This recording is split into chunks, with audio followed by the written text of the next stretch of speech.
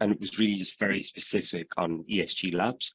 And it's, can you tailor a day to a senior leadership team that has no idea about ESG? So starting at, I guess, with a senior leadership team that are maybe not as clued up as they might want to be in ESG, could we tailor a day to somebody like that?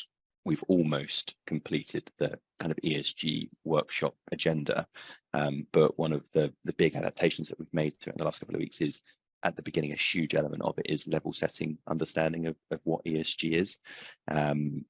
We want to make sure that we're as sort of action or outcome orientated as possible. So working towards, well, what do we need to do in order to facilitate ESG transformation and compliance ultimately is important. So we want to make sure that we've always got that angle. But I think the education piece is always going to be key, right?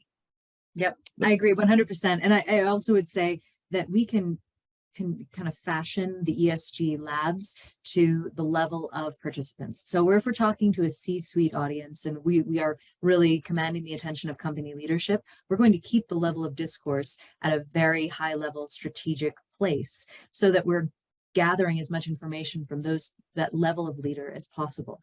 If we then have an ESG labs in which we've got representation from multiple levels of a company, then what we'll do is plan for some breakouts. We'll plan for some sort of input from the C-suite that is unique to that vantage point and that kind of the air up there, as well as the generating and soliciting input from sort of mid-level management and to those who are executing, because frankly, ESG manifests differently at all levels of a company, and each of those perspectives is quite valuable.